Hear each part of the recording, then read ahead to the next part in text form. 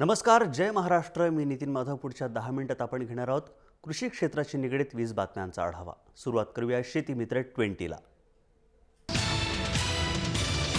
कृषी विभागात दरवर्षी वाढत असलेली रिक्त पदांची संख्या आणि शासनाकडून ठप्प असलेल्या भरतीमुळे रिक्त पदांच्या संख्येत वाढ होतीये.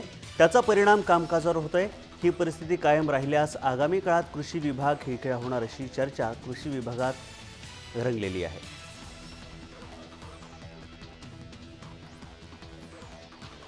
कृषी विद्यापीठांचं कामकाजही अपुऱ्या मनुष्यबळानं प्रभावित झालेलं आहे. मनुष्यबळ टंचाईमुळे कृषी संशोधन आणि उत्पादन वाढ व्यवस्थेलाही मोठा धोका संभवतोय.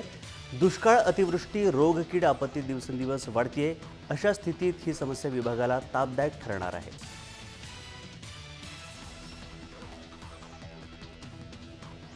फळ पीक विमा योजनेतील त्रुटींनी शेतकरी आणि विमा कंपन्यात संघर्ष निर्माण झालेला आहे. त्यात कृषी विभाग बघ्याची भूमिका घेत असल्याचा आरोप होतोय. अनेक शेतकरी ग्राहक मंचात गेले असून न्यायालयानं शेतकऱ्यांच्या बाजूनं मत नोंदवल्यानंतर सुद्धा याबाबत हालचाली सुरू न झाल्यानं शेतकरी अडचणीत सापडलेला आहे.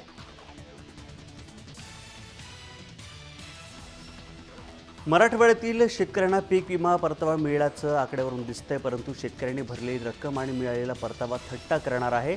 ही तफावत पाहता शेतकऱ्यांना पीक विम्यासाठी आवाहन करणारा कृषी विभाग या बाबीवर लक्ष दिलं नाही असा आरोप शेतकरी करतायत. अनेक शेतकऱ्यांना भरलेल्या हप्त्यापेक्षा सुद्धा कमी पीक विमा मिळाल्याच्या घटनांनी संतापात भर टाकली आहे. अगदी 230 रुपये हप्ता भरून सुद्धा केवळ 78 रुपये हातात आल्यानं विमा संरक्षण आहे की चेष्टा आहे असा प्रश्न शेतकरी विचारतोय. त्यात सुद्धा अद्याप 10 लाख शेतकरी पीक विम्यापासून वंचित असल्याचं चित्र आहे. आठवडाभर संततधार पावसानं मेळघाटातील पीक परिस्थिती सुधारली असून गतवर्षीपेक्षा भात, तूर, ज्वारी, मूग, उडीद, मका पिकांचा पेरा तालुक्यात वाढलाय. त्यामुळे परंपरागत समजल्या जाणाऱ्या सोयाबीन पिकाची पेरणी प्रथमच घटल्याची आकडेवारी पुढे आली आहे.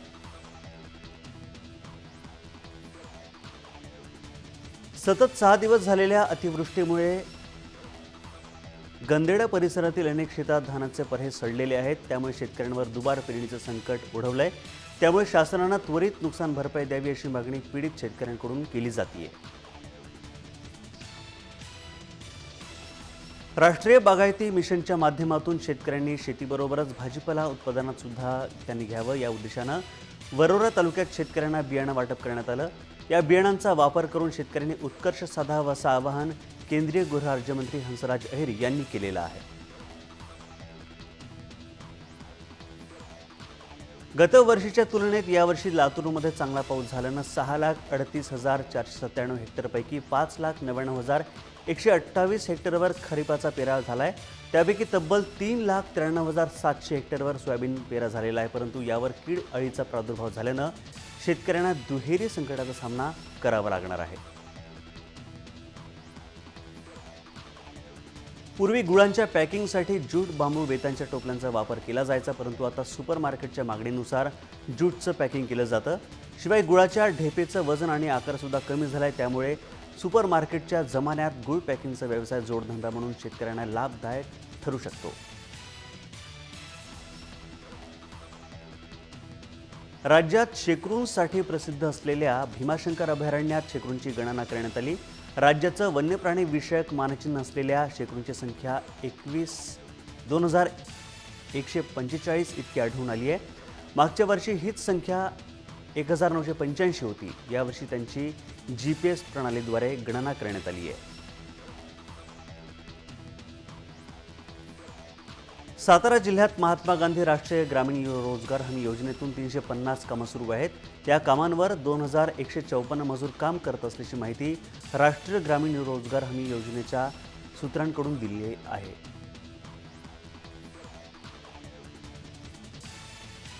दुग्ध व्यवसायाला ऊर्जितावस्था प्राप्त करून देण्यासाठी गुजरात राज्याच्या धर्तीवर दुधाचा एकच ब्रँड विकसित करावा. त्याद्वारे दूध उत्पादकांचं हित साधलं जावं. त्यासाठी राज्यातील सहकारी दूध संस्था आणि संघांची मोठ बांधण्याची गरज निर्माण होतीये असं आवाहन दूध संघाद्वारे केलं गेलं आहे. कपाशीचा अपवाद वगळल्यास यंदा उच्चांकी बाजारभाव मिळालेल्या पिकांखालील क्षेत्रात चांगली वाढ दिसते. कपाशी, हरभरा, मका, गहू या पिकात मोठी तेजी दिसते. हळदाचं नवं पीक येण्यास अजून अवकाश असल्यामुळे किफायती बाजारभाव मिळण्याची आशा शेतकरी व्यक्त करतोय.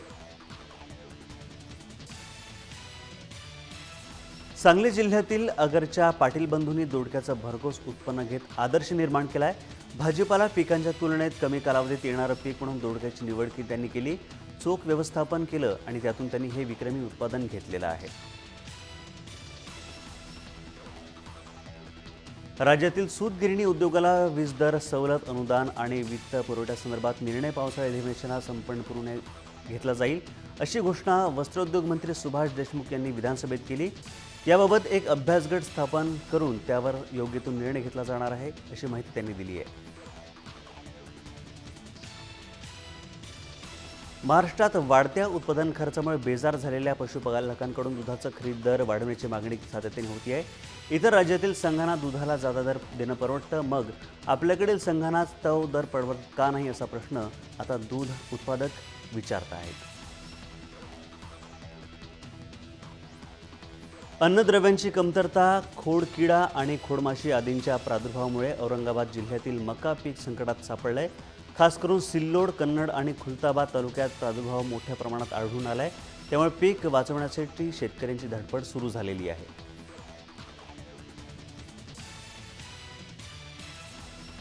आणि आता बाजारभाव. कांदापाती प्रति 100 जोडी 2500 रुपये, मेथी प्रति 100 जोडी 1500 रुपये, कोथिंबीर प्रति 100 जोडी 1500 रुपये, काकडी प्रति क्विंटल 800 रुपये, भेंडी सरासरी प्रति क्विंटल 2500 रुपये, वांगी सरासरी प्रति क्विंटल 1500 रुपये, टोमॅटो प्रति क्विंटल सरासरी 4000 रुपये. देशात सर्वदूर दमदार पावसानं हजेरी लावलेली आहे, परंतु राज्यात गेल्या काही दिवसांमध्ये पुरंदर तालुक्यात राजेवाडी, बारामतीत उंदवडी या मंडळात फक्त एक दिवसच हलक्या स्वरूपाचा पाऊस झालेला आहे. तर मराठवाडा, विदर्भात बहुतांश भागात 2 ते 3 दिवस हलक्या ते मध्यम स्वरूपाच्या पावसानं हजेरी लावलेली आहे.